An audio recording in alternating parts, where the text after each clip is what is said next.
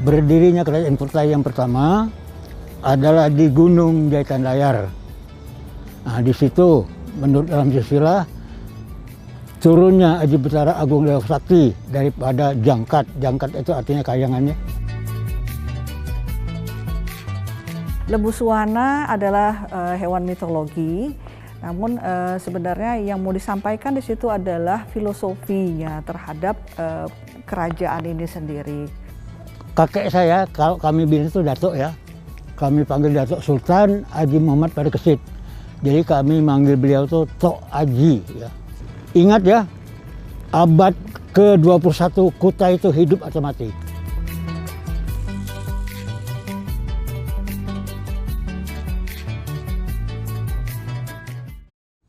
Kakek saya, kalau kami bilang itu Datuk ya, kami panggil Datuk Sultan Haji Muhammad Parikesit. Jadi kami manggil beliau itu Tok Haji. Ya. Beliau tidak menceritakan bahwa nanti ada apa bakal pindah, bakal pindah. Cuma ini mungkin kata-kata daripada mantik ya. Kata beliau begini, saya dipanggil nama aja, Dek. Gitu. Coba sini. Angka 21 jangan disia-siakan. Saya mikir, apa ini? 21 ini jangan disia-siakan. Saya diam. Dengar ya baik-baik. Aku bicara begini.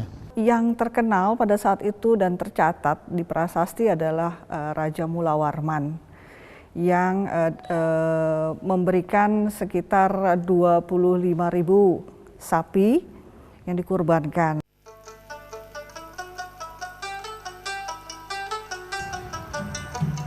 The first president of the Republic of Indonesia, Sukarno, once said, "I inherited the wealth nature of Indonesia so that all the great countries around the world would envy with Indonesia."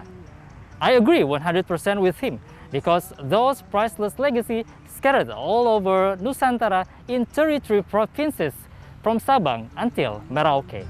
The history of our nation Indonesia is divined through a long process of transition since the era of kingdom in Nusantara centuries ago. There is no record about the exact number, but there are hundreds of kingdoms in Indonesia. One of the oldest kingdom in Nusantara is Kutai Kingdom that dated since the 4th century. Now, I will take you down to Muara Kaman, the center of Kutai Kingdom that reached their glorious moment in the 14th century. This is Ode to Nusantara. Pertama kali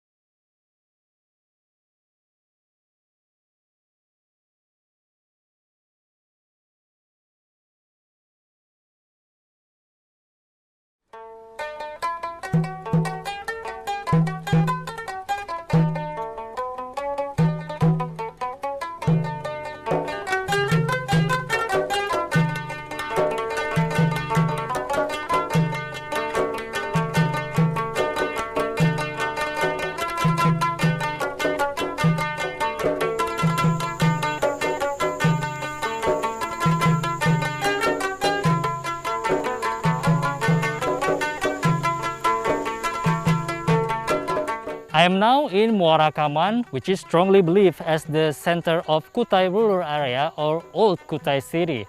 1,000 years ago, perhaps we could see the horses strolling, the troops marching, and the local people hanging around in this area. This place was like big cities nowadays. I'm pretty sure you could imagine how hectic the situation was during the Kutai Kingdom. Let's see what we can observe about this old Kutai City. Berdirinya Kerajaan Kutai yang pertama adalah di Gunung Jahitan Layar. Nah, di situ menurut dalam silsilah turunnya Aji Betara Agung Dewa Sakti daripada Jangkat. Jangkat itu artinya kayangannya, itu artinya. Nah, yang disebut Kutai Lama itu sebutan boleh dikatakan sebutan yang baru. Sebutan yang lama adalah Tepian Batu. Ya, itu raja pertama. Kemudian berlanjut sampai berpindah ke Pemarangan. Pemarangan yang sekarang disebut Jembayan. Setelah di Jembayan baru ke Tepian Pandan yang sekarang disebut Tenggarong. Yang terkenal pada saat itu dan tercatat di prasasti adalah Raja Mulawarman yang memberikan sekitar 25.000 sapi yang dikurbankan, dan itu tercatat sehingga menunjukkan bahwa ada raja di wilayah Muara Kaman pada saat itu.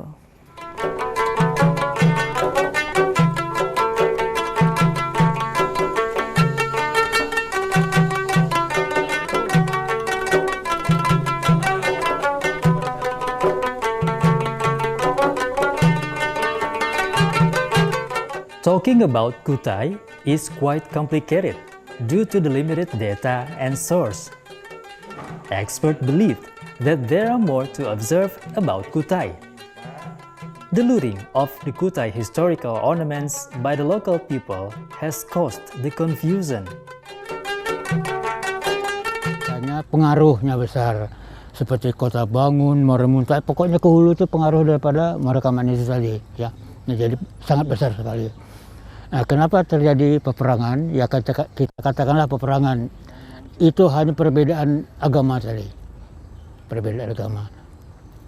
Jadi setelah Muara Kaman dapat dikalahkan, otomatis memeluk agama Islam, dan Pangeran Sinom Panjamendapa begitu menang bukan kembali ke Kutai, ke hulu dulu, mengislamkan. Ya. Jadi perjalanannya sampai di situ, bukan berperang untuk memperbesar kekuasaan, tidak, hanya agama saja.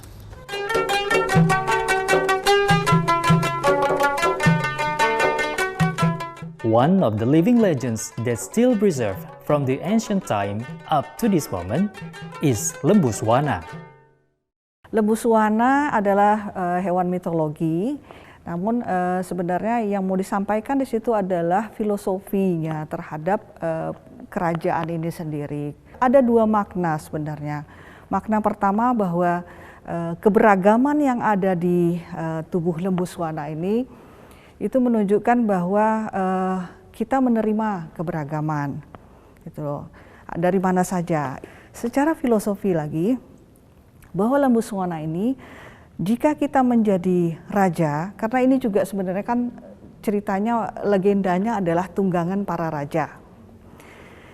Di situ artinya raja harus mampu menaklukkan semua nafsu yang ada di dalam dirinya. Jadi kan binatang ini bukan binatang sembarangan, karena dia di situ unsur air, unsur darat, unsur udara semua ada. Bermahkota bukan raja. Bersisik bukan ikan, berbelalai bukan gajah. Ketika raja menunggangi ini artinya dia mampu untuk menaklukkan semua keserakahan yang ada di dalam dirinya.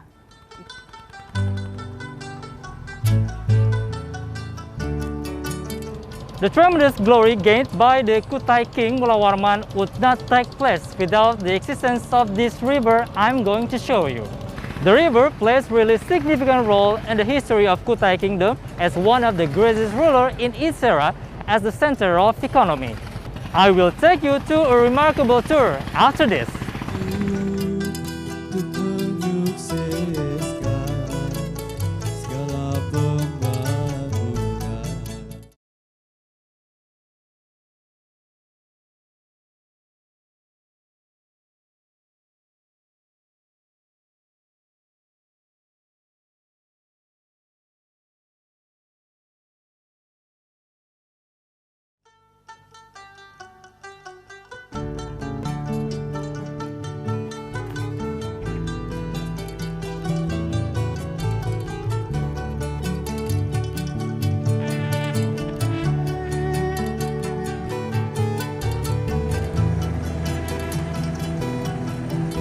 Mahakam River is the second longest river in Indonesia from the highlands of Borneo to Makassar Strait, with more than 900 kilometers. The river is an economic source of income as well as the center waterway since ancient time until today.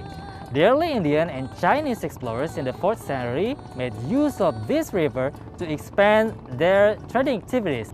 The local fishermen and farmers rely on Mahakam River to fulfill their daily needs. It is in Mahakam River the Kutai Kingdom evolved.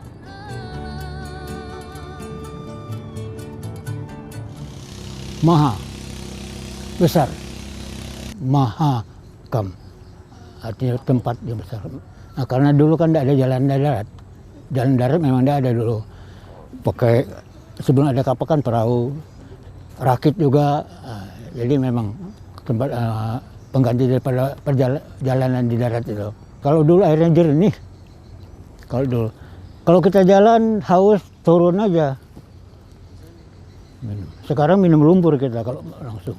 Karena mereka juga hidupnya melalui Sungai Mahakam, kehidupan sehari-harinya itu juga melalui air Sungai Mahakam. Dan biasanya masyarakat Kutai ataupun Banjar itu lebih senang dia berada di pinggir Sungai Mahakam karena tidak bisa lepas dari air. Ini yang sebenarnya diharapkan. Jadi ada upaya lebih untuk bisa menjaga kelestarian ataupun habitat yang ada di dalam Sungai Mahakam. Juga bagaimana pinggiran-pinggiran Sungai Mahakam itu bisa tertata dengan baik, gitu. Membiarkan sesuatu yang natural. Sudah ada sih, ada upaya kapal-kapal wisata yang membawa wisatawan naik ke kapal untuk menikmati kota yang ada di Kaltim ini melalui Sungai Mahakam. Namun buang sampah ini yang masih selalu ada, dan ini saya pikir juga perlu ditingkatkan supaya Sungai Mahakam bisa menjadi lebih baik.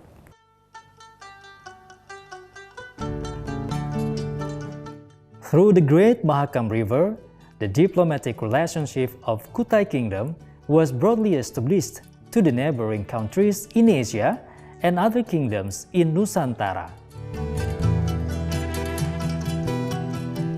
Kita bicara tentang Sultan Sulaiman, ya, hubungan kita dengan Brunei.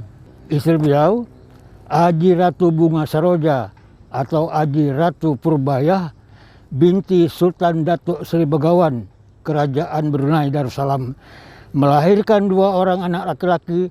Yang sulung bernama Haji Muhammad Alimuddin dan yang kedua bernama Haji Pangeran Ratu Kusuma Adi Ningrat. Ya, itulah yang menggantikan Sultan Sulaiman. Hubungan Kutai dengan Bugis, terutama Bugis Wajo, yang mana di situ Raja di Wajo yang bernama La Maduk Kelang.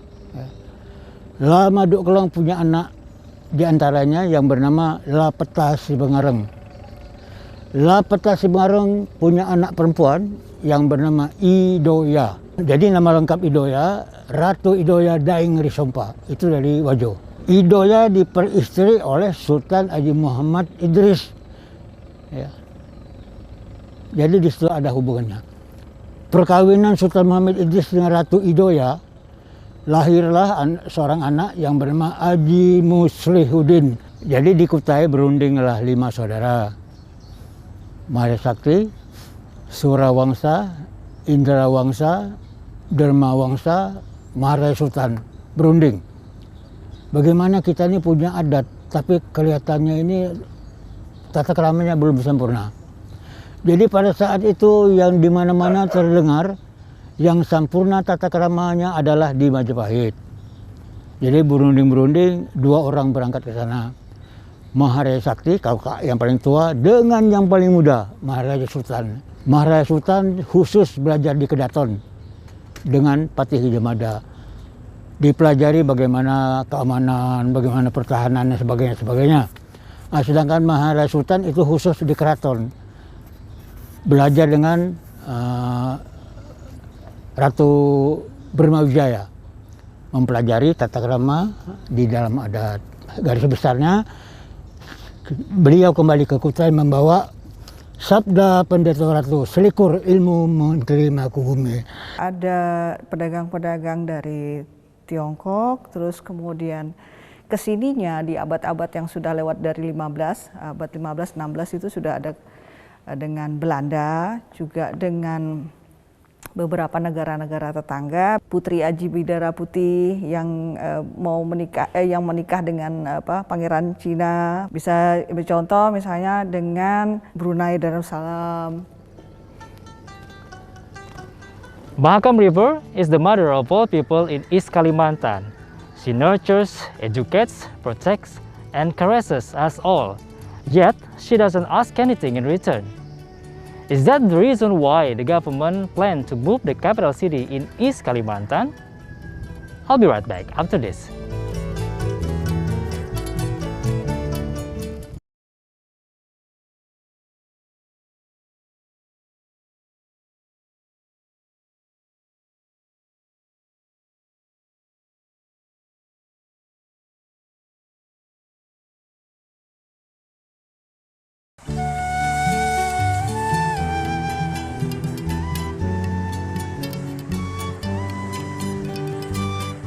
Jakarta nowadays has become very crowded due to its patron as the center of governance. Therefore, the government urged to move the nation's capital to East Kalimantan, the same place where Kutai Kingdom is originated. Kakek saya, kalau kami bilang itu Datuk ya, kami panggil Datuk Sultan Haji Muhammad pada Kesit. Jadi kami manggil beliau itu Tok Haji ya. Beliau tidak menceritakan bahwa nanti ada apa bakal pindah, bakal pindah. Cuma ini mungkin kata-kata daripada Mentik ya. Kata beliau begini, saya dipanggil nama aja, Dek. Gitu. Coba sini. Angka 21 jangan disia-siakan. Saya mikir, apa ini? 21 ini jangan disia-siakan. Saya diam. Dengar ya baik-baik, aku bicara begini. Tinggi tiang bendera Aji Bitara Agung Dewa Sakti 21 depa. Kita mempelajari adat di tata krama di Majapahit, dapat ilmu yang disebut Sabda Pendeta Ratu Selikur Ilmu Menteri Bumi 21 lagi yang disebut. Ingat ya, abad ke-21 Kutai itu hidup atau mati. Maknanya besar itu. Tapi mungkin sebulan kemudian baru saya paham. Ingat ya, abad ke-21, Kutai itu hidup atau mati. Pertama adalah ketika kita mengetahui bahwa akan dijadikan IKN, itu sesuatu yang menggembirakan. Artinya pembangunan sudah mulai merata. Otomatis juga kemajuan akan muncul di mana-mana ya. Artinya bukan hanya teknologi, tapi juga masyarakatnya. Semoga ini menjadi pembelajaran juga atau tidak terulang seperti kasus di Jakarta, bagaimana masyarakat Betawi yang sebagai tuan rumah tidak sepenuhnya menjadi tuan rumah. Semoga Kutai tetap akan muncul bukan hanya sebagai identitas di depan sebagai baju saja, sebagai IKN. We are not makers of history. We are made by history.